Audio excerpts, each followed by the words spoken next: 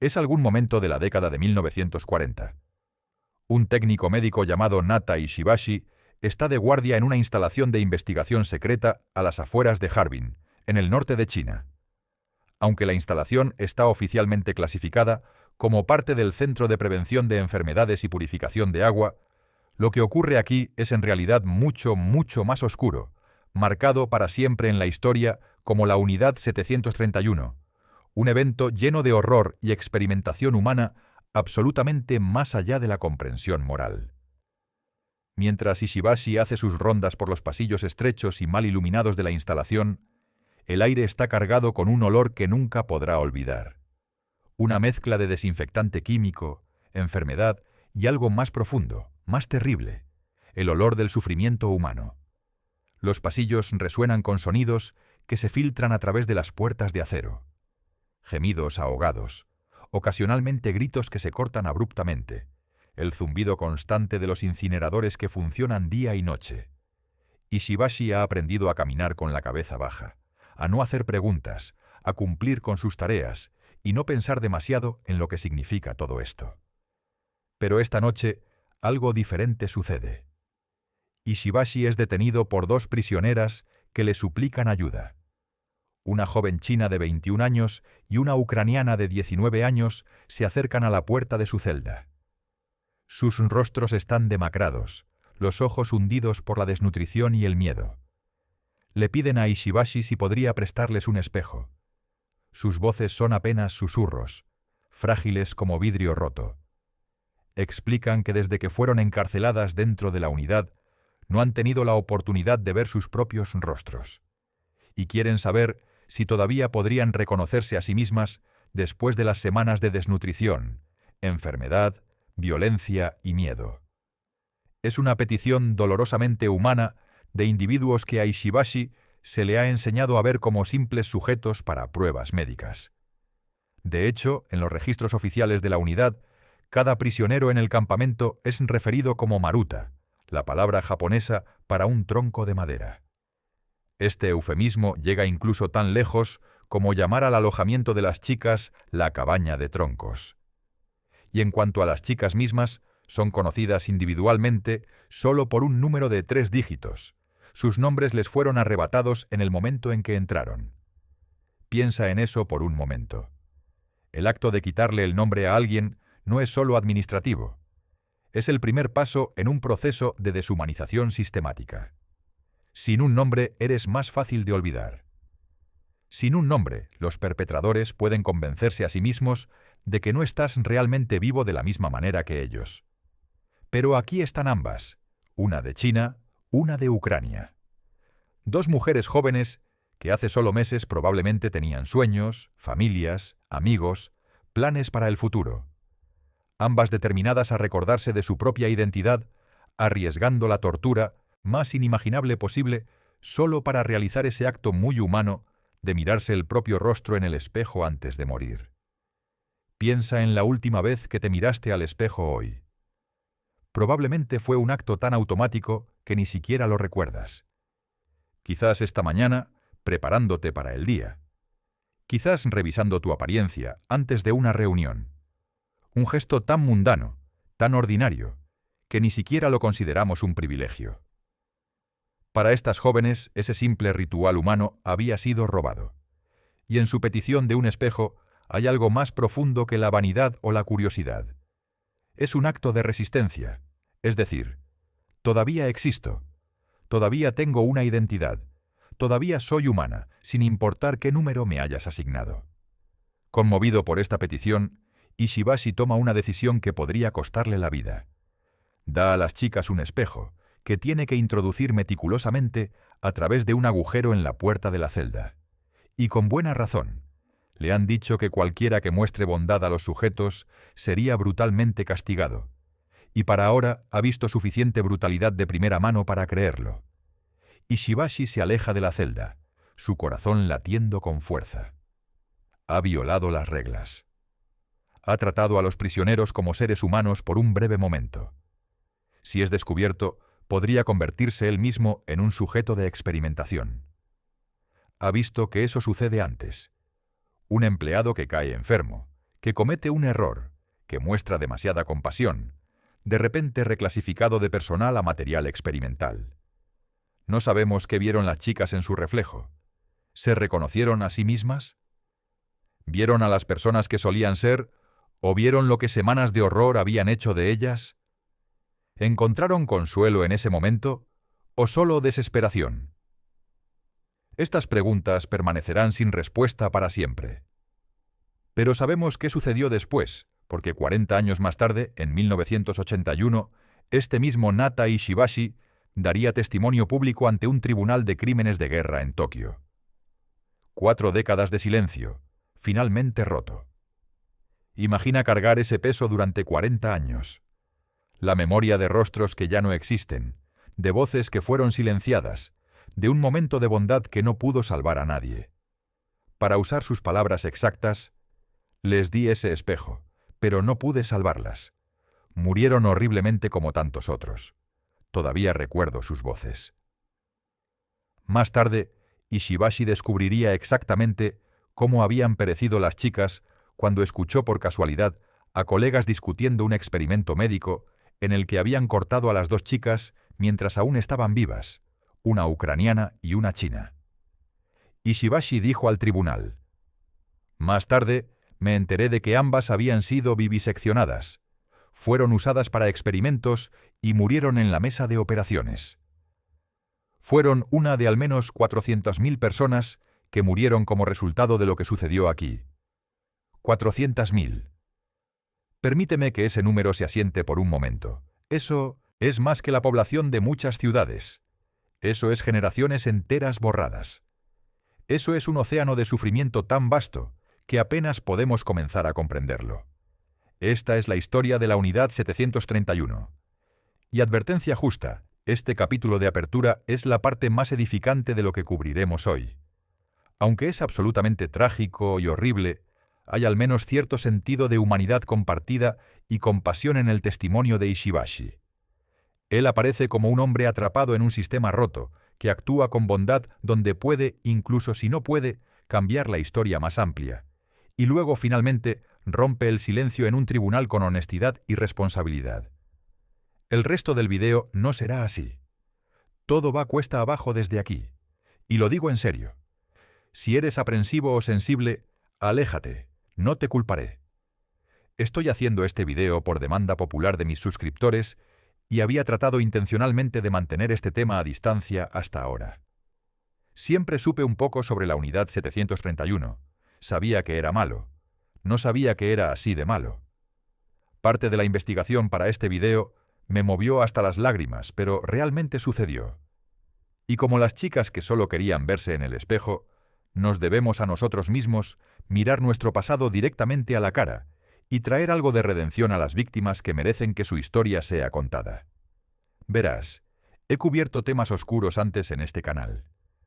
He hablado sobre guerras, sobre desastres, sobre momentos de la historia que nos hacen cuestionar la naturaleza humana. Pero seguí evitando este. Cada vez que un suscriptor lo mencionaba en los comentarios pensaba, quizás el próximo mes. Aquí está el porqué. Sabía lo suficiente como para saber que no estaba listo. He pasado las últimas semanas leyendo testimonios, documentos académicos, transcripciones de tribunales. Hubo noches en que tuve que detenerme y alejarme de mi escritorio. Algunos testimonios solo pude leerlos una vez. Y aún así, por difícil que haya sido para mí leer sobre esto en la comodidad de mi hogar, con la opción de cerrar el libro y hacer una pausa, no es nada comparado con lo que experimentaron estas personas. Siempre existe un riesgo al cubrir eventos como este, el riesgo del sensacionalismo, el riesgo de convertir el sufrimiento en contenido.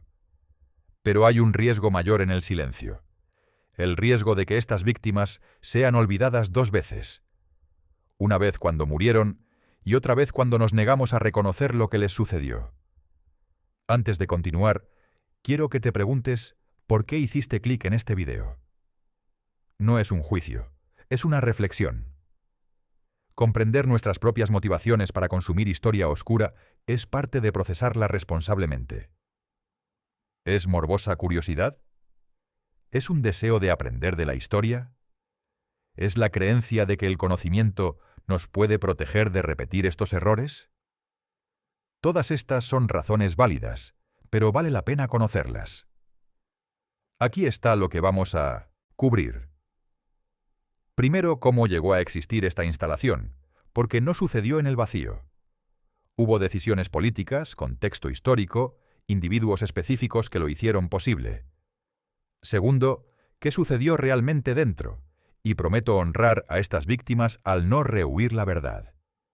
Tercero, y quizás lo más importante, qué sucedió después, y por qué la falta de justicia debería preocuparnos a todos hoy. Si eliges quedarte, estás tomando la misma decisión que tomaron esos testigos cuando testificaron, mirar directamente a una verdad incómoda. Eso requiere coraje, y te respeto por ello. Pero si decides irte, también respeto eso. Este contenido no es para todos, y no hay vergüenza en reconocer tus límites. Finalmente, tendré que ser intencionalmente oscuro con parte del lenguaje que uso en este video, y no es un intento de minimizar o restar énfasis al horror de lo que sucedió, sino simplemente para asegurarme de que el video en sí no sea eliminado. Con eso dicho, vamos.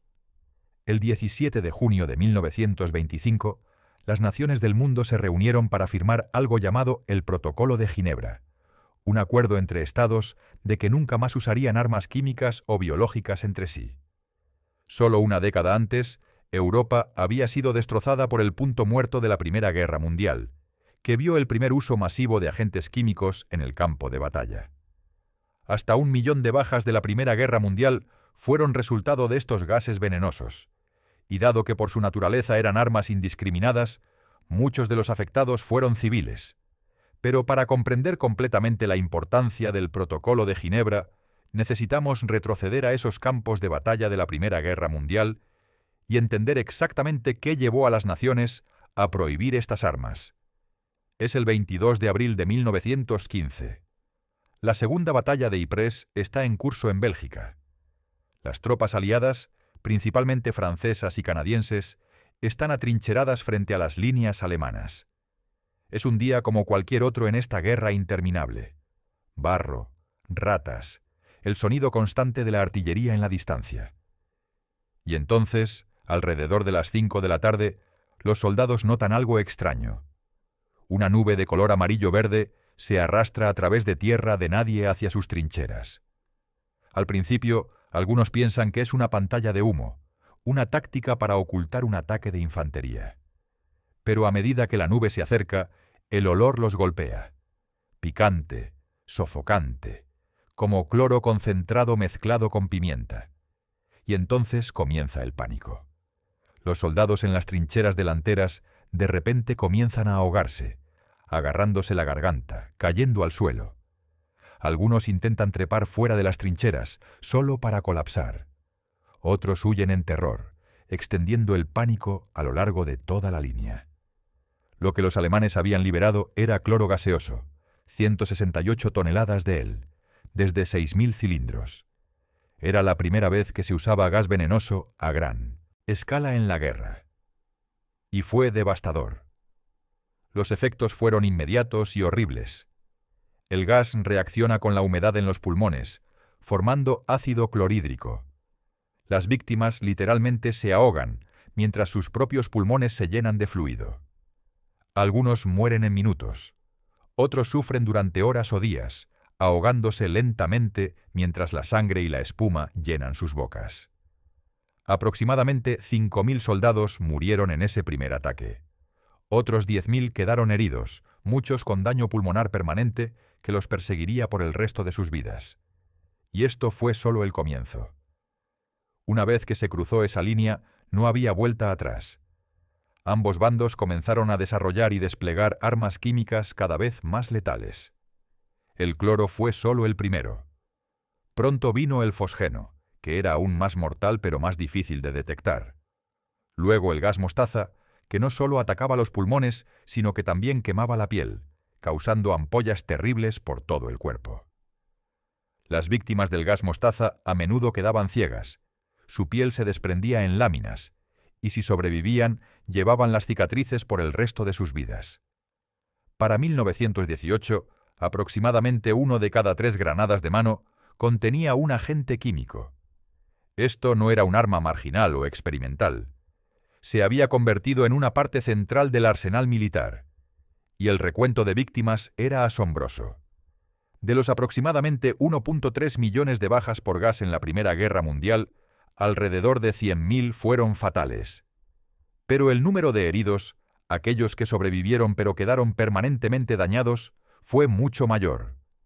El mundo estaba determinado a que nunca más este infierno se desataría sobre la faz de la tierra para abrirse camino en los pulmones, ojos y gargantas de cualquiera lo suficientemente desafortunado como para ser atrapado en la estela de estas nubes mortales. Para tener una idea de cuán terribles fueron los efectos de estas armas, solo necesitas mirar el poema de Wilfred Owen, Dulce et decorum est. Owen escribió: como bajo un mar verde, lo vi ahogándose. En todos mis sueños, ante mi vista impotente, se abalanza sobre mí, gorgoteando, ahogándose, ahogándose. Si en algún sueño sofocante tú también pudieras caminar detrás del vagón en el que lo arrojamos y ver los ojos blancos retorciéndose en su rostro colgante como el de un diablo enfermo de pecado. Si pudieras oír en cada sacudida la sangre salir gorgoteando de los pulmones corrompidos por la espuma, obscena como el cáncer, amarga como el bolo. Por sombrío que suene, esto es típico del envenenamiento por gas de cloro, que comienza en segundos de la exposición cuando los revestimientos de las vías respiratorias se inflaman y se llenan de líquido. Las víctimas se ahogan vivas mientras sus bocas se llenan de espuma. Aquellos con la suerte de sobrevivir quedan con daño pulmonar permanente. Wilfred Owen mismo murió una semana antes del armisticio. Tenía 25 años. Este poema, encontrado entre sus pertenencias, se convertiría en una de las declaraciones contra la guerra más poderosas jamás escritas. El título, Dulce et decorum est, proviene de una frase latina que significa «es dulce y apropiado morir por tu país», un sentimiento que Owen deconstruye salvajemente. Las negociaciones del Protocolo de Ginebra comenzaron en 1925, impulsadas principalmente por Francia y Polonia, naciones que habían sufrido enormemente por las armas químicas. El debate fue intenso.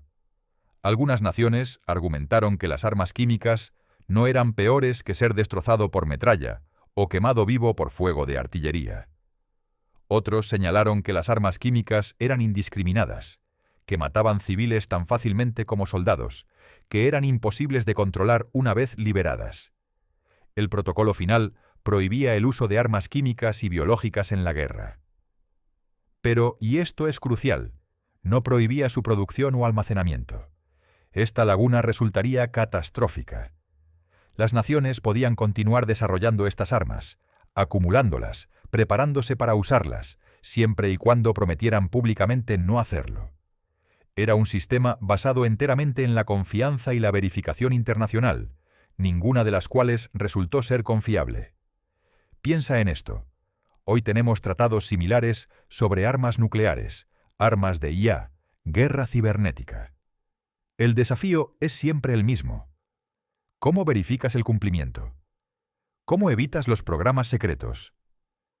La respuesta en 1925 fue: no podías.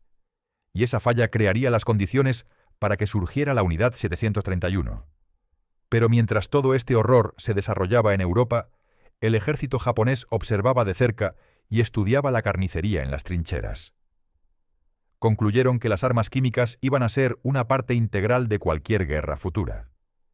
Para ellos, el hecho de que todas estas naciones se hubieran unido para firmar el Protocolo de Ginebra era solo más prueba de que las armas químicas eran indispensables para un ejército moderno. Los observadores militares japoneses enviados a Europa durante y después de la Primera Guerra Mundial presentaron informes detallados, documentaron la efectividad de varias armas químicas, los desafíos logísticos de su despliegue, las contramedidas desarrolladas por ambos bandos. Sus conclusiones fueron claras. Las armas químicas y biológicas representaban el futuro de la guerra, y Japón no podía permitirse quedarse atrás. Y en cierta medida, no estaban equivocados. Las armas químicas habían demostrado ser devastadoramente efectivas en ciertas circunstancias. Podían eliminar trincheras, obligar a los soldados a salir de posiciones fortificadas, causar pánico y desorden. El problema no era que fueran ineficaces, era que eran inhumanas. A pesar del uso inmediato que el ejército japonés veía para las armas, Japón finalmente firmó el tratado en 1925, lo que significaba que ahora habían prometido públicamente lavarse las manos de todas las armas químicas y biológicas. Pero esta promesa sería solo eso, pública. En privado, el liderazgo militar japonés no tenía intención de abandonar esta área de investigación. Pero en 1927, un cirujano del ejército emergente llamado Shiro Ishii comenzó a abogar por el desarrollo de un programa japonés de armas biológicas. Aunque su entusiasmo fue recibido positivamente por los del mando, políticamente simplemente no era una opción. Si Japón alguna vez iba a desarrollar o usar estas capacidades, necesitaría hacerlo con el máximo secreto, y preferiblemente lejos de los ojos curiosos y las ciudades vulnerables de las islas principales japonesas. Shiro Ishii nació en 1892 en una familia adinerada de la prefectura de Chiba. Por todos los relatos, era brillante, graduándose de la Universidad Imperial de Kioto con un título en medicina, especializándose en microbiología. Se casó con una familia influyente, lo que le dio conexiones con el liderazgo militar. Aquellos que lo conocieron describieron a un hombre de contradicciones, carismático y persuasivo, pero despiadadamente ambicioso. Un médico talentoso que parecía ver la vida humana como nada más que material experimental. Físicamente, Ishii era un hombre imponente, con un bigote distintivo y una presencia que dominaba cualquier habitación en la que entraba. Era conocido por su capacidad para beber cantidades prodigiosas de sake sin mostrar efectos, una habilidad que usaba para forjar vínculos con oficiales superiores en reuniones sociales. Era, en muchos sentidos, el perfecto operador político, inteligente, ambicioso, sin escrúpulos y excepcionalmente bueno para conseguir lo que quería. En 1921, Ishii fue comisionado como cirujano militar. Pasó 2 años recorriendo instalaciones militares europeas y americanas, aparentemente estudiando medidas de salud pública. Pero su verdadero enfoque era la investigación de armas biológicas. Visitó laboratorios, habló con científicos, estudió los programas de armas químicas de la Primera Guerra Mundial. Regresó a Japón en 1930 con un informe de 200 páginas argumentando que las armas biológicas serían decisivas en conflictos futuros. La propuesta de Ishii al mando militar fue brillante en su cinismo. Argumentó que el hecho mismo de que el Protocolo de Ginebra prohibiera estas armas demostraba su efectividad. ¿Por qué temerían las potencias occidentales algo a menos que funcionara?, preguntó. Prometió que Japón podría obtener una ventaja militar decisiva al desarrollar en secreto lo que otros habían renunciado públicamente. Su argumento resonó con ciertos elementos dentro del ejército japonés, particularmente aquellos que veían la expansión imperial como el destino de Japón. Pero había obstáculos. Políticamente, Japón no podía ser visto violando el Protocolo de Ginebra. Diplomáticamente, tal programa podría alienar a potenciales aliados. Y prácticamente no. Había lugar dentro de Japón mismo para llevar a cabo tal investigación sin ser detectado. La historia está llena de personas inteligentes que usaron sus dones para el mal. El médico nazi Joseph Mengele también estaba médicamente capacitado, responsable de experimentos horrendos en Auschwitz. El científico soviético Vladimir Pasechnik ayudó a desarrollar armas biológicas. La inteligencia no se correlaciona con la moralidad. A veces solo hace que el mal sea más sofisticado, más sistemático, más difícil de detener. Lo que es escalofriante sobre Ishii no es solo lo que hizo, sino cómo convenció a otros de unirse a él. Para cuando la unidad 731 cerró, más de 3.000 personas trabajaban allí. Científicos, médicos, técnicos, todos participando en atrocidades. Más tarde exploraremos la psicología de cómo personas ordinarias se convierten en perpetradores. Pero primero, Ishii necesitaba una ubicación lejos de la supervisión.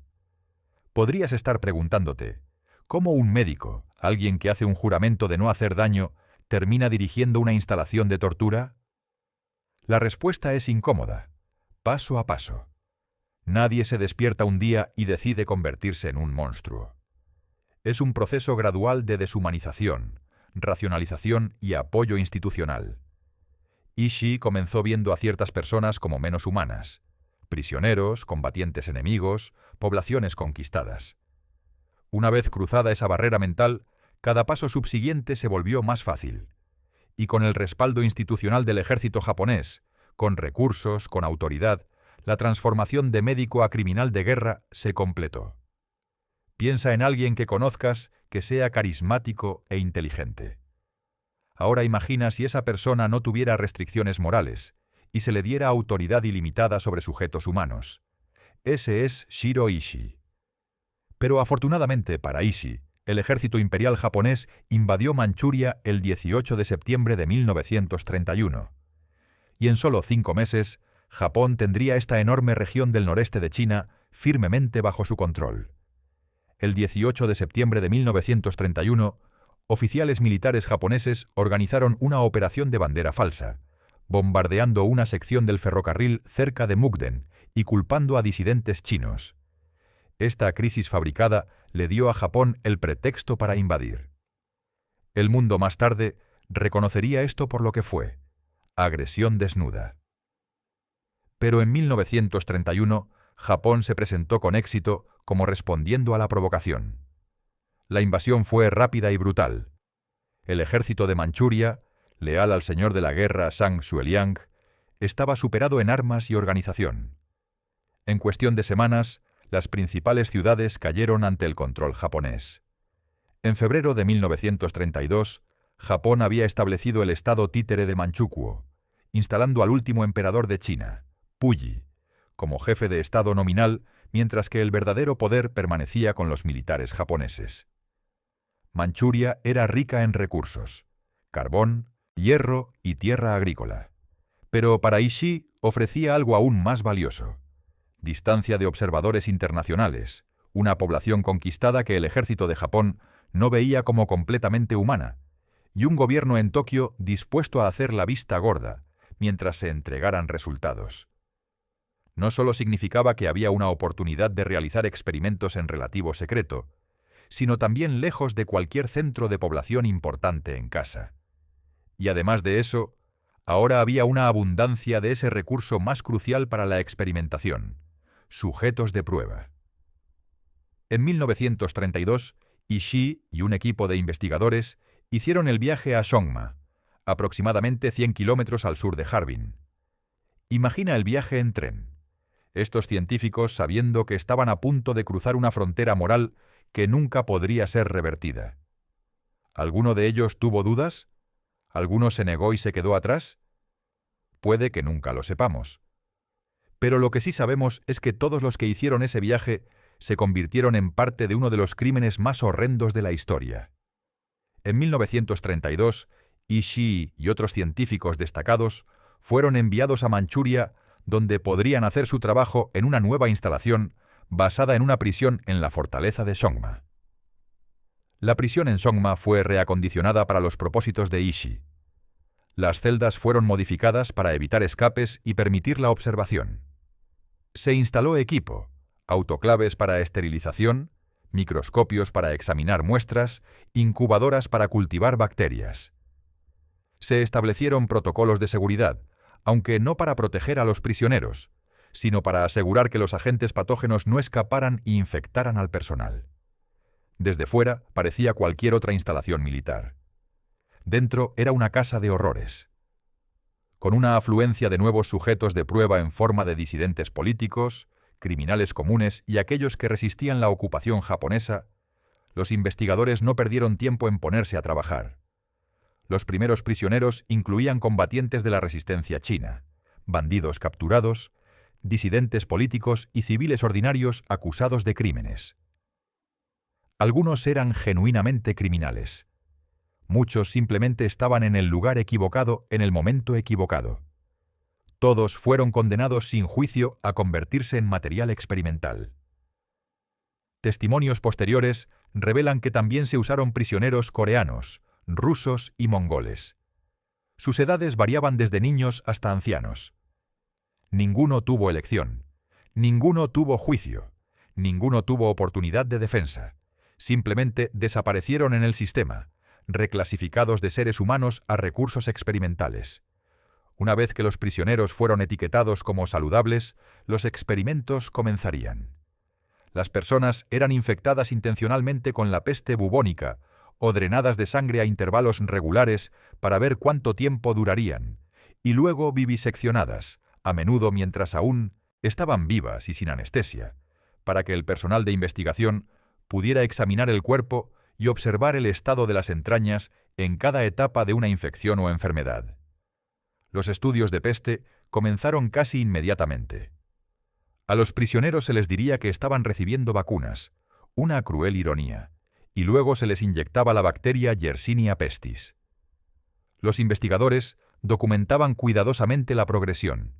Fiebre el primer día, hinchazón de los ganglios linfáticos para el segundo día, delirio para el tercer día. En lugar de tratar a los infectados, los viviseccionaban en varias etapas, a menudo sin anestesia, para observar el daño interno. La justificación. Si estas armas iban a ser usadas, Japón necesitaba entender exactamente cómo mataban.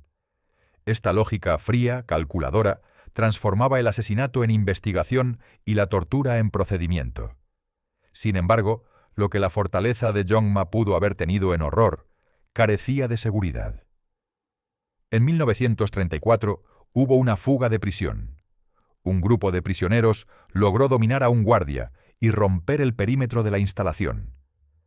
Los detalles son escasos, pero sabemos que al menos varios escaparon al campo circundante.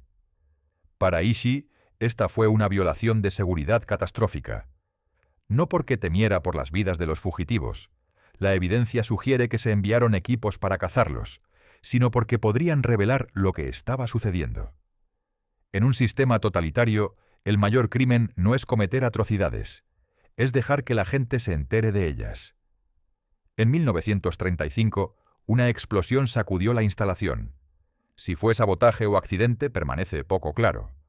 Lo que está claro es que Ishii ya había estado abogando por una instalación más grande y segura. Estos incidentes le dieron la munición que necesitaba para argumentar su caso. Temiendo que los prisioneros escapados pudieran difundir la palabra de lo que estaba sucediendo detrás de estos muros, la base fue cerrada. Estamos a punto de entrar en la parte más oscura de esta historia. La nueva instalación que Ishii construiría no solo sería más grande, sería diseñada desde cero como una fábrica de muerte. Pero antes de ir allí, necesito hacer una pausa y reconocer algo. Aquí es cuando los experimentos pasaron de horribles a incomprensibles. Si necesitas alejarte, este es el momento. Pero el Japón imperial no se estaba dando por vencido. De hecho, apenas estaban comenzando.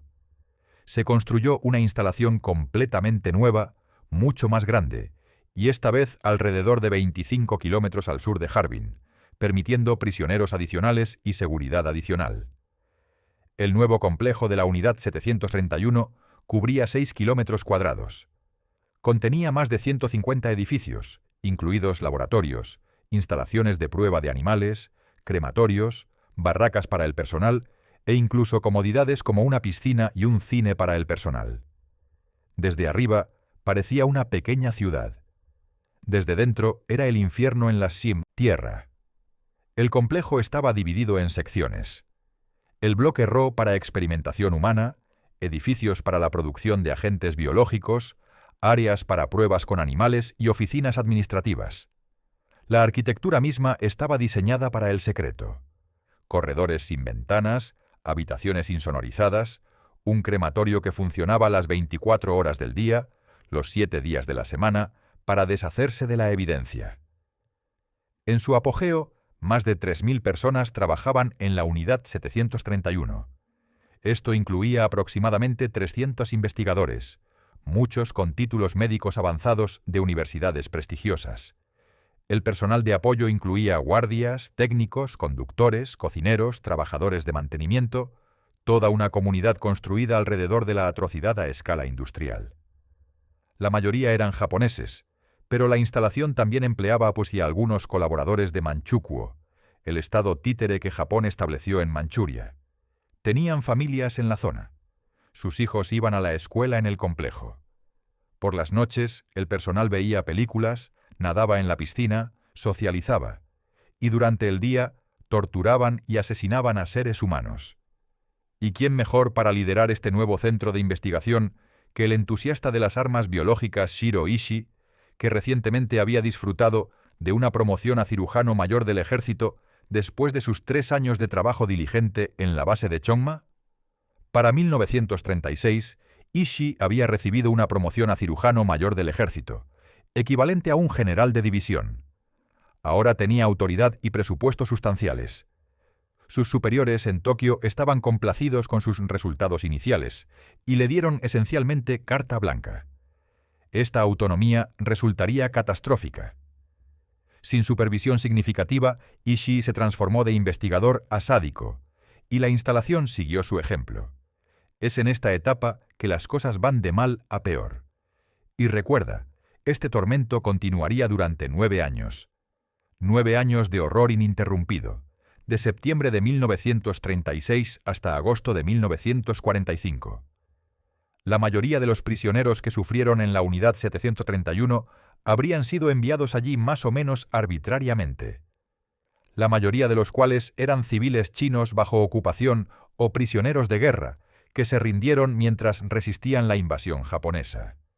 Las víctimas provenían de todos los rincones de las zonas de ocupación de Japón. Los civiles chinos formaban la mayoría, agricultores acusados de acaparar grano, estudiantes sospechosos de simpatías de resistencia, aldeanos que simplemente vivían cerca de la actividad partidista, prisioneros de guerra rusos, capturados durante escaramuzas fronterizas, coreanos de la península ocupada, un puñado de prisioneros occidentales, incluidos pilotos estadounidenses derribados sobre China en años posteriores. Una porción considerable de rusos también sería víctima, e incluso algunas almas europeas y estadounidenses encontrarían sus finales aquí. Hombres, mujeres, niños, los ancianos y los jóvenes, mujeres embarazadas y bebés. Ninguna categoría de ser humano fue perdonada. Cuando los prisioneros llegaban a la instalación, serían conducidos a través de las puertas en un auto con ventanas negras, y luego, una vez procesados, serían conducidos a un túnel que los llevaría desde la fachada de aspecto inocente a los cuarteles reales donde podrían ser sometidos privadamente a los destinos más indescriptibles. Imagina que eres un agricultor chino. Los soldados japoneses llegan a tu aldea, acusando a alguien de ayudar a guerrilleros. Eres reunido con otros, cargado en un camión y conducido durante días. Cuando finalmente te detienes, te transfieren a un vehículo con ventanas oscurecidas. Escuchas puertas de metal abriéndose, cerrándose detrás de ti. Cuando la puerta se abre, estás en un túnel subterráneo. Los guardias te empujan hacia adelante. Te desnudan, te fotografían y te asignan un número. Alguien cuelga una placa alrededor de tu cuello. 382. Ese es tu nombre ahora. Te empujan a una celda y la puerta de metal se cierra de golpe. Nunca vuelves a ver la luz del día. Todo bajo la guisa inocente de prevención de enfermedades. Los nombres fueron reemplazados por números. Hombres y mujeres fueron divididos en cuarteles separados. Las celdas eran pequeñas, típicamente de 2 por 3 metros. Un piso de concreto, un solo cubo para desechos, una estera delgada para dormir, sin privacidad. Los guardias podían observar a través de pequeñas ventanas en cualquier momento. La comida era mínima, gachas delgadas, ocasionalmente arroz. Justo lo suficiente para mantener a los prisioneros vivos para los experimentos. La temperatura no estaba regulada. Los prisioneros se congelaban en invierno y se sofocaban en verano. Algunas celdas contenían prisioneros individuales, otras grupos de 5 o más. La comunicación entre celdas estaba prohibida, aunque los prisioneros encontraban formas de susurrar a través de las rejillas de ventilación. El reemplazo de nombres por números fue una guerra psicológica deliberada. Referirse a los prisioneros como Maruta, troncos, servía al mismo propósito. Si eres un científico preparándote para viviseccionar a alguien, es más fácil si piensas en ellos como un tronco que como una persona con nombre, familia, sueños. Esta deshumanización lingüística fue crucial para cómo el personal justificaba sus acciones. Testimonios posteriores muestran a investigadores literalmente diciendo cosas como «usamos 3 troncos hoy», cuando querían decir que mataron a 3 personas. Esta distancia lingüística creaba distancia psicológica. La instalación ahora estaba operativa. Los prisioneros llegaban diariamente. En el edificio de administración, Ishii y su personal principal estaban planificando la agenda de investigación. Tenían sujetos casi ilimitados, respaldo estatal y secreto completo. La pregunta era, ¿qué estaban haciendo realmente allí dentro? La respuesta resultaría ser aún peor de lo que sugerían los rumores. Necesito hacer una pausa aquí y reconocer lo que estamos haciendo. Estamos recorriendo, en detalle, una instalación donde murieron cientos de miles. Hay algo casi obsceno en describirlo clínicamente, como si estuviéramos visitando un museo. Pero esa es exactamente la razón por la que debemos hacerlo. La descripción clínica es lo que los perpetradores usaron para distanciarse del costo humano. Al recorrer ambas perspectivas, la realidad administrativa y el sufrimiento humano, entendemos cómo la atrocidad se vuelve rutinaria. Al principio, la Unidad 731 se restringió puramente a la investigación sobre guerra biológica, infectando intencionalmente a las víctimas con todo tipo de enfermedades, incluida la peste, el tifus, la disentería, el ántrax, incluso enfermedades venéreas como la sífilis y la gonorrea, que surgirán con más detalle más adelante. La agenda de investigación incluía cada patógeno que pudiera servir como arma. La peste bubónica, la misma enfermedad que mató a millones en la Europa medieval. El tifus, que se propagaba a través del agua contaminada. El ántrax, con sus esporas que podrían sobrevivir en el suelo durante décadas. Cólera, disentería, tuberculosis. Cada enfermedad era cultivada, estudiada e infligida deliberadamente a los prisioneros. El objetivo era comprender los métodos óptimos de entrega, las dosis ideales, los plazos de infección y las tasas de supervivencia. No era investigación médica diseñada para curar enfermedades. Era investigación de armas diseñada para matar más eficientemente. La mayoría de las veces, estas serían inyectadas directamente en las víctimas bajo la apariencia de una vacunación, y luego los sujetos serían examinados a medida que declinaban en salud, a menudo, como dijimos, siendo viviseccionados vivos, y luego descartados una vez que los investigadores tenían la información que necesitaban. Se les diría a los prisioneros que estaban recibiendo inoculaciones de salud, un requisito de su encarcelamiento. Algunos fueron sujetados. Otros, desesperados por confiar en que todavía se aplicaba alguna regla de decencia, se arremangaron voluntariamente. La inyección no contendría una vacuna. Contendría patógenos concentrados. Los investigadores anotarían la hora exacta, la dosis y el sitio de inyección. Luego esperarían y documentarían la progresión de los síntomas. Cada escalofrío, cada fiebre, cada etapa del declive se registraba meticulosamente. Era ciencia pervertida al servicio del asesinato. Los síntomas de la peste típicamente aparecen de 1 a 7 días después de la infección. Fiebre inicial, escalofríos, debilidad. Luego los bubones característicos, ganglios linfáticos hinchados y dolorosos en la ingle, axila o cuello. A medida que las bacterias se multiplican, entran en el torrente sanguíneo, causando peste septicémica. Sangrado bajo la piel, muerte de tejido, volviendo negras las extremidades. Si las bacterias llegan a los pulmones, se desarrolla la peste neumónica, la forma más peligrosa, altamente contagiosa, casi 100% fatal sin tratamiento. Por supuesto, no se daba tratamiento. Los investigadores simplemente observaban y registraban la progresión hasta la muerte. Cada etapa era fotografiada, documentada, analizada. El sufrimiento humano se transformaba en puntos de datos. Un cirujano de la unidad testificó anónimamente al New York Times sobre una vivisección que involucraba a un hombre que había sido infectado deliberadamente con la peste. Para citarlo, el tipo sabía que todo había terminado para él, así que no luchó cuando lo llevaron a la habitación y lo ataron. Pero cuando recogí el escalpelo, fue entonces cuando comenzó a gritar. Lo abrí desde el pecho hasta el estómago, y gritó terriblemente, y su rostro estaba todo retorcido en agonía.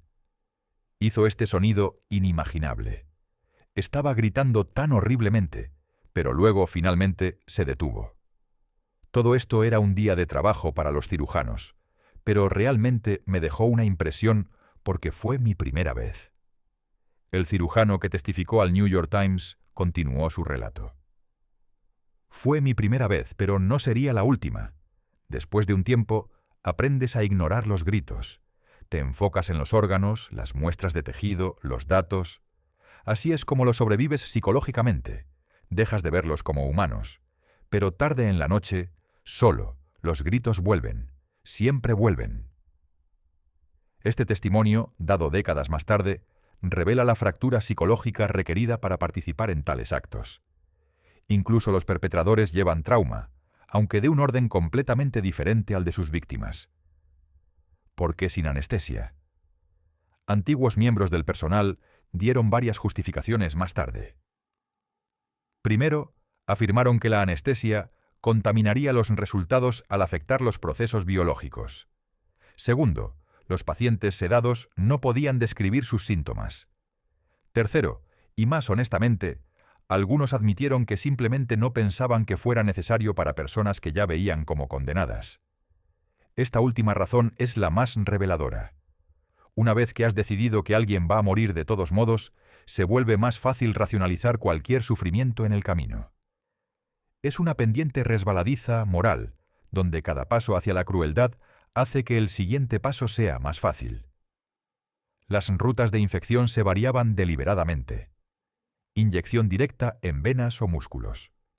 Comida o agua contaminada dada a los prisioneros. Exposición por aerosol en cámaras selladas. Algunos prisioneros fueron incluso colocados en habitaciones con pulgas infectadas con peste para probar la transmisión natural. Cada método generaba diferentes puntos de datos. La investigación era metódica, sistemática y completamente divorciada de la empatía humana. Otro investigador, hablando anónimamente en la década de 1980, describió experimentos con ántrax. Infectaríamos a los prisioneros a través del contacto con la piel, frotando esporas de ántrax en pequeños cortes. En cuestión de días, se formarían pequeñas pústulas. Luego la piel se volvería negra y necrótica a medida que el tejido moría. Seguiría el ántrax interno, y la muerte venía del shock y la insuficiencia respiratoria. Documentamos cada etapa, tomamos fotografías, recolectamos muestras de tejido. Un prisionero, recuerdo, tardó 12 días en morir. Su sufrimiento fue inmenso, pero necesitábamos observar la progresión completa. Una vez que una víctima moría, o era asesinada a mitad del experimento, el cuerpo sería incinerado en crematorios in situ. Esto servía para dos propósitos: destruir evidencia y prevenir la propagación de enfermedades. El crematorio operaba continuamente, con camiones removiendo regularmente las cenizas. Los residentes chinos locales recordaban el olor que colgaba sobre el área, un olor dulzón y enfermizo que nunca desaparecía. No sabían qué era. Ahora lo sabemos. Era el olor de la muerte industrial, de cientos de cuerpos siendo quemados semana tras semana, año tras año. Piensa en tu última interacción con un médico. El cuidado que tuvieron, la preocupación por tus niveles de dolor, las explicaciones de los procedimientos. Ahora imagina si ese mismo conocimiento médico fuera utilizado como arma en tu contra. Esa es la perversión en el corazón de la Unidad 731, la corrupción de la curación en daño. De fragmentos de testimonio sabemos sobre un hombre chino, probablemente en sus 30. Llegó a la instalación a fines de 1940. Se le dio el número 267. Fue infectado con bacterias de tifus y monitoreado durante 11 días mientras su condición se deterioraba. En el día 11, mientras aún estaba vivo, fue llevado a la sala de cirugía para vivisección. Las notas del cirujano, conservadas en fragmentos, describen examinar sus intestinos, que mostraban la ulceración característica del tifus avanzado. Las notas son clínicas, desapegadas. Nunca mencionan que 267 estuvo consciente durante todo el tiempo, que tenía un nombre antes de que se le diera un número, que murió en agonía indescriptible por una investigación que finalmente resultaría inútil.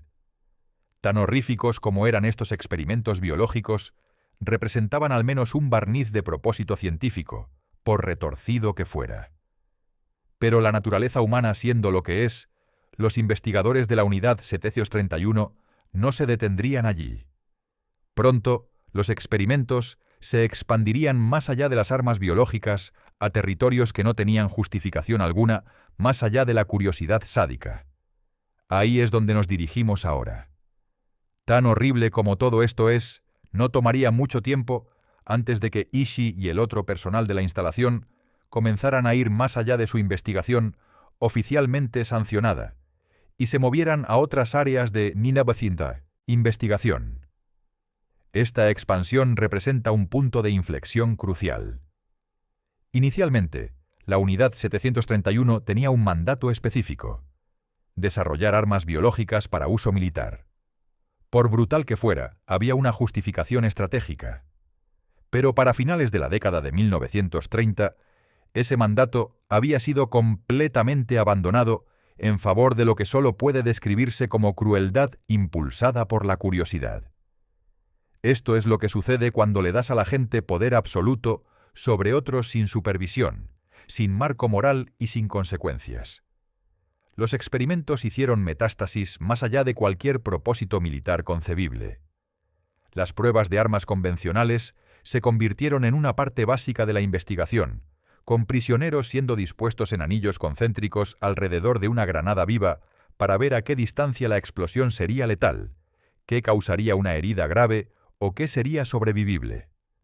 Las pruebas de granadas se realizaban en un área al aire libre dentro del complejo. Los prisioneros serían traídos. A menudo se les decía que estaban siendo transferidos a otra instalación, una esperanza final cruel. En cambio, serían atados a estacas, dispuestas en círculos concéntricos a distancias precisas de un punto central: 5 metros, 10 metros, 15 metros, 20 metros. Se colocaría una granada en el centro. Los investigadores observarían desde búnkeres protegidos.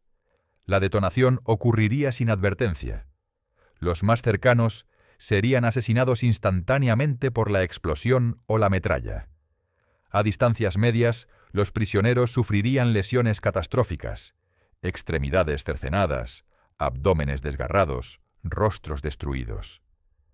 Los prisioneros más lejanos podrían sobrevivir con lesiones menores. Los investigadores entonces se acercarían, documentando patrones de lesiones, midiendo la penetración de metralla, fotografiando heridas. Aquellos que aún estaban vivos serían llevados a cirugía, no para tratamiento, sino para un estudio adicional.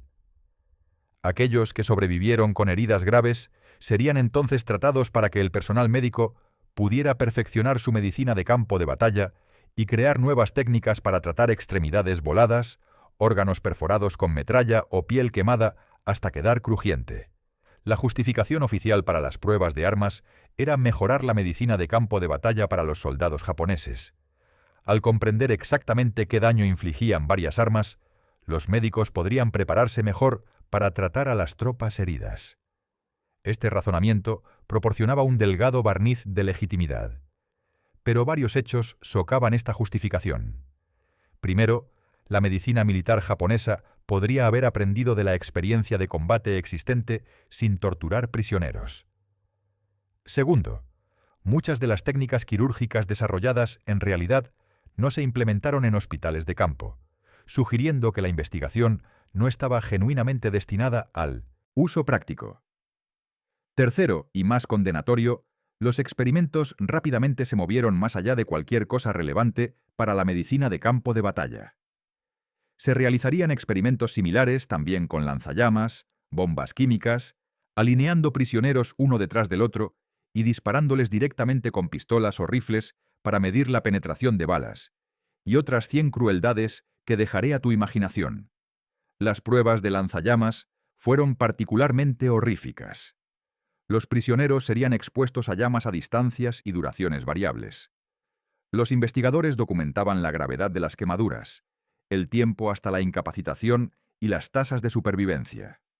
Algunas víctimas fueron quemadas en partes específicas del cuerpo para comparar tipos de tejido. El personal médico luego estudiaba métodos de tratamiento de quemaduras, pero nuevamente muchas víctimas fueron viviseccionadas mientras aún estaban vivas para examinar el daño interno por lesión térmica e inhalación de humo. Los gritos de estos experimentos aparentemente podían escucharse en todo el complejo, incluso a través de paredes insonorizadas. Para probar la penetración de balas, los prisioneros serían alineados en fila india, atados para evitar el movimiento. Varias armas de fuego se dispararían a través de la fila desde diferentes distancias. Los investigadores querían saber cuántos cuerpos podría penetrar una sola bala. ¿A qué distancia? ¿Importaba si las balas golpeaban hueso versus tejido blando?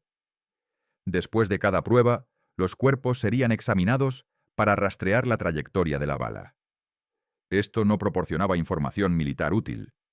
Los soldados en combate no están convenientemente alineados para pruebas de penetración. Esta era curiosidad disfrazada de ciencia. A pesar de haber firmado el Protocolo de Ginebra, Japón continuó la investigación de armas químicas. En la Unidad 731, los prisioneros fueron expuestos a gas mostaza, cloro, fosgeno y otros agentes en cámaras selladas. Los investigadores observarían a través de gruesas ventanas de vidrio mientras las víctimas se agarraban la garganta, los ojos y la piel. La documentación se centraba en el tiempo hasta la incapacitación y la muerte, síntomas en varias concentraciones y efectividad de diferentes métodos de entrega. Los sobrevivientes, si los había, serían viviseccionados para examinar el daño pulmonar y de tejidos.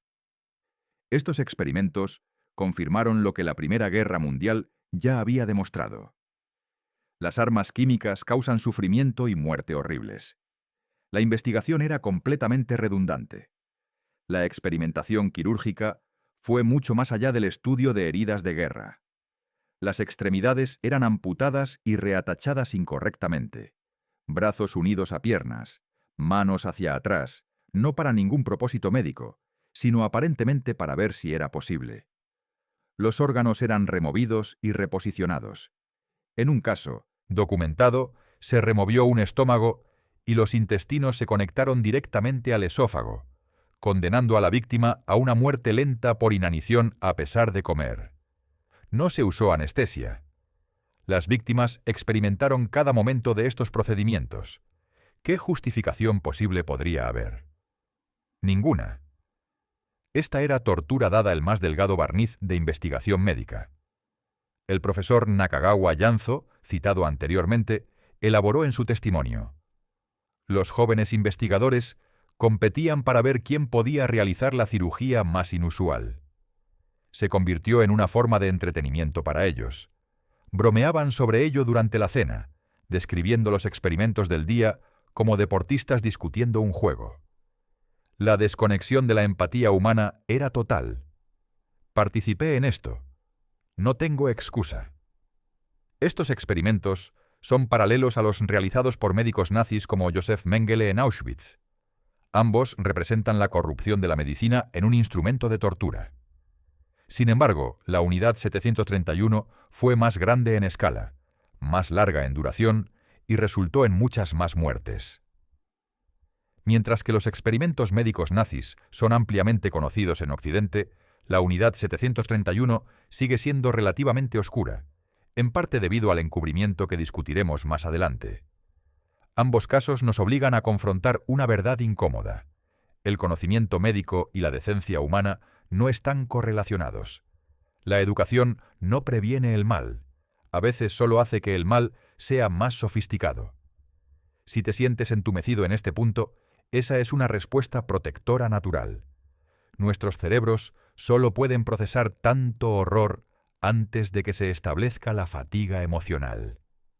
Respira. El registro histórico nos obliga a confrontar estos detalles porque olvidar no sirve a nadie. Pero estás haciendo un trabajo importante al dar testimonio.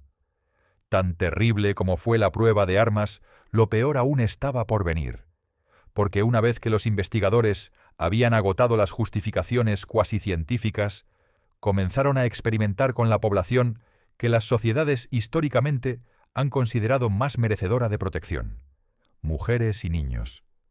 Lo que sigue es la sección más oscura de una historia ya oscura. Para la década de 1940, la investigación sobre armas biológicas había avanzado hasta el punto en que Shiro Ishii y los demás dentro de la instalación tenían confianza en que habían encontrado una manera de convertir el horror de la guerra biológica de una posibilidad teórica a una realidad real, y comenzaron a realizar experimentos fuera de la unidad y sobre la población circundante. Para 1940, la unidad 731 había estado operativa durante varios años.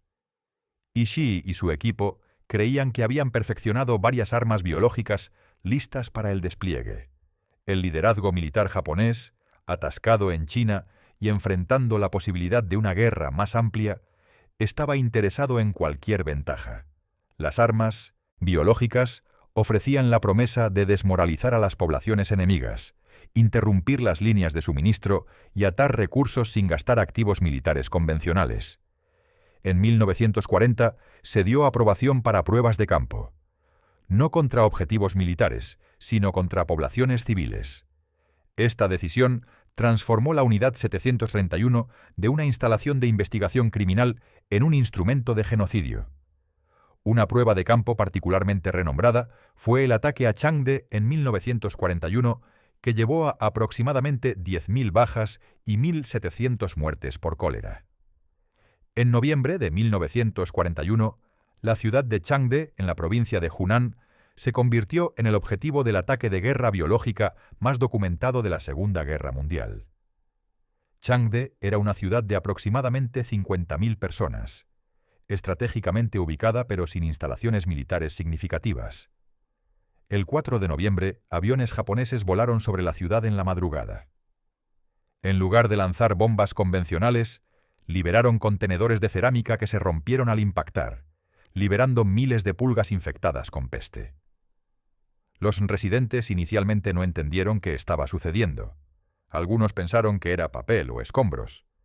En cuestión de días, aparecieron los primeros casos de peste bubónica. En cuestión de semanas, la ciudad estaba en crisis. Los síntomas comenzarían con fiebre y fatiga. Luego los bubones característicos se hincharían, seguidos de las complicaciones secundarias. Las instalaciones médicas estaban abrumadas. Los practicantes de medicina tradicional china intentaron ayudar, pero no tenían tratamientos efectivos. Las familias veían a sus seres queridos morir en agonía. Los cuerpos se acumulaban más rápido de lo que podían ser enterrados. El sistema de salud pública colapsó. El pánico se extendió. La gente huía de la ciudad, llevando inadvertidamente la enfermedad con ellos a las comunidades vecinas. Las autoridades japonesas, habiendo liberado intencionalmente la plaga, no proporcionaron ayuda, no dieron advertencia, no ofrecieron tratamiento. Simplemente observaron y documentaron los resultados. Para ellos, Changde era un laboratorio viviente, y sus 50.000 habitantes eran sujetos de prueba no consentidos. Los registros japoneses internos muestran que consideraron el ataque de Changde exitoso. Había demostrado que las armas biológicas podían ser entregadas de manera efectiva, que causarían bajas masivas y que crearían un caos social que podría durar meses. Armados con esta información, planificaron más ataques. En el transcurso de la guerra, otras 11 ciudades chinas fueron atacadas de esta manera, ya que dulces envenenados fueron entregados a niños hambrientos, ropa infectada fue distribuida a los locales empobrecidos, pulgas de peste encerradas en bombas de porcelana fueron esparcidas sobre los hogares y suministros contaminados fueron dejados libres en los centros de las ciudades. Los métodos de entrega variaban. Veces eran ataques aéreos como en Changde. Otras veces, agentes disfrazados de comerciantes o refugiados distribuían materiales contaminados. En algunos casos, suministros de agua fueron envenenados. En otros, se dejaba comida infectada en áreas donde se sabía que los civiles hambrientos la encontrarían. Dulces envenenados entregados a niños hambrientos. Imagina eso por un momento. Niños que no han comido adecuadamente en días o semanas, viendo dulces, algo dulce y raro en tiempos de guerra. Corren hacia ellos, felices por primera vez en mucho tiempo, y esos dulces los matarían. Se distribuyó ropa infectada a locales empobrecidos. Las personas necesitaban desesperadamente ropa, especialmente en los duros inviernos de Manchuria. Se les daba ropa gratis, sin saber que había sido deliberadamente contaminada con patógenos. Se la pondrían, agradecidos por la calidez, y en días estarían enfermos. Un estimado de 400.000 civiles chinos murieron mientras sus comunidades fueron destrozadas por la peste, el ántrax, el tifus o el cólera. 400.000 personas. Ese número es tan grande que se vuelve abstracto. Así que pensemos en ello de manera diferente. Eso es el equivalente a eliminar una ciudad entera del tamaño de Oakland, California, o de Florencia, Italia. Eso es cada hombre, mujer y niño en esas ciudades, muertos por armas biológicas. Cada uno de esos 400.000 tenía nombre, familia, sueños. Cada muerte se desplegó en los días o semanas de agonía característicos de estas enfermedades. Y cada muerte fue completamente evitable, el resultado directo de decisiones tomadas por investigadores y comandantes militares que veían a los civiles chinos como material experimental desechable. Mientras tanto, los investigadores en la base se beneficiaban de este espectáculo de terror de maneras inesperadas. La investigación publicada comienza a aparecer en revistas revisadas por pares detallando los efectos de la enfermedad X en las condiciones Y.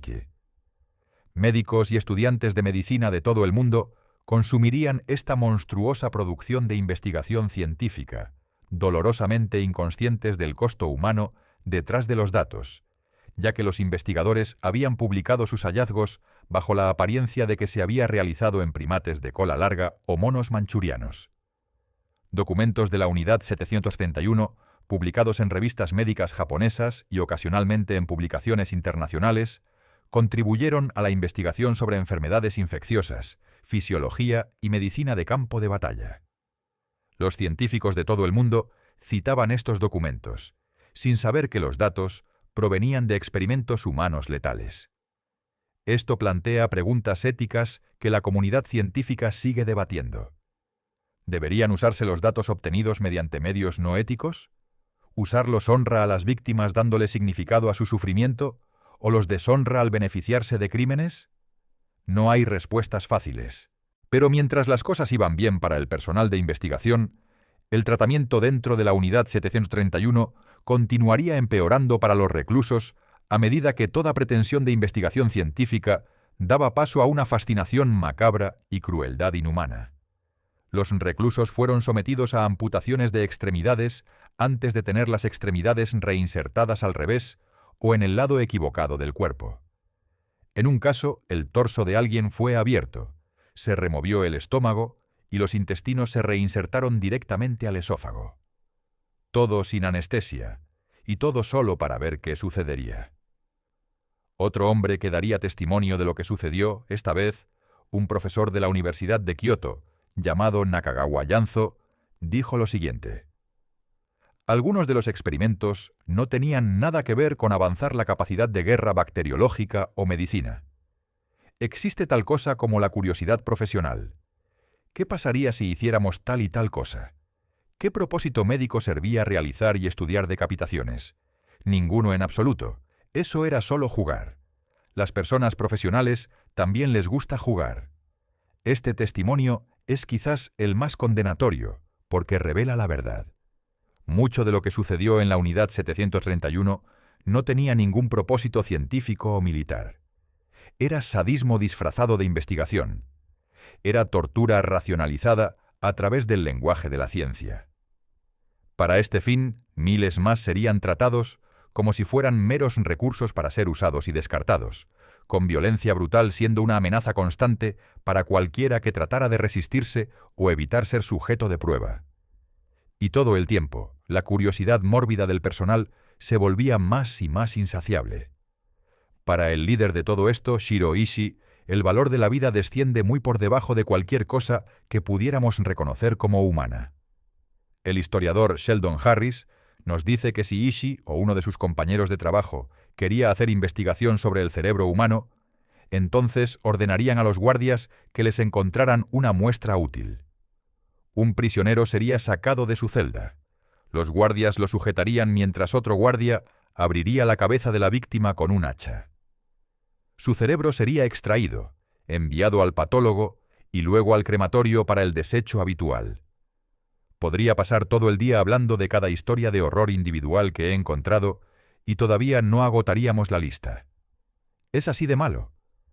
Pero uno no puede comprender completamente el horror de la Unidad 731 hasta que consideremos el tratamiento de mujeres y niños. En un esfuerzo por medir la propagación de enfermedades venéreas, los investigadores cambiaron el método de inyectar a sus víctimas con la enfermedad y en su lugar simplemente forzarían a los prisioneros a copular entre sí bajo la amenaza de un arma hasta que estuvieran satisfechos de que se había transferido. Innumerables mujeres en varias etapas del embarazo fueron sometidas a este destino para comprender completamente los efectos de ciertas enfermedades en el desarrollo de un bebé. Y esos bebés, una vez nacidos, no serían perdonados del tormento de su madre.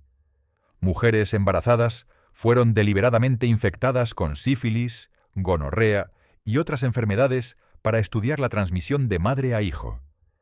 Serían monitoreadas a lo largo del embarazo, obligadas a dar a luz, y luego tanto la madre como el bebé serían viviseccionados para examinar los efectos internos de la enfermedad. Los bebés nacidos en la Unidad 731 no tenían posibilidad de supervivencia. Eran vistos como especímenes particularmente valiosos porque proporcionaban datos sobre los efectos de enfermedades e inanición en cuerpos en desarrollo. Algunos fueron congelados hasta la muerte en experimentos de congelación. Otros fueron sometidos a vivisección dentro de días u horas de nacer. No hay palabras para expresar adecuadamente la depravación de experimentar con bebés. Cada instinto humano nos dice que protejamos a los niños, especialmente a los más vulnerables. Los perpetradores de la Unidad 731 habían sofocado tan completamente esos instintos que podían disecar a un bebé vivo con la misma distancia emocional con la que podrían disecar una rana en una clase de biología. Un investigador particularmente cruel, llamado Hisata Yoshimura, realizó varias pruebas sobre el impacto de la congelación en el cuerpo, incluido un experimento en el que las manos de un niño de 3 años fueron sumergidas en agua que contenía hielo y sal hasta que la congelación se afianzó. Los experimentos de congelación de Yoshimura se encontraban entre los más sistemáticamente crueles. Quería entender cómo la congelación afectaba a diferentes partes del cuerpo, a diferentes edades, bajo diferentes condiciones.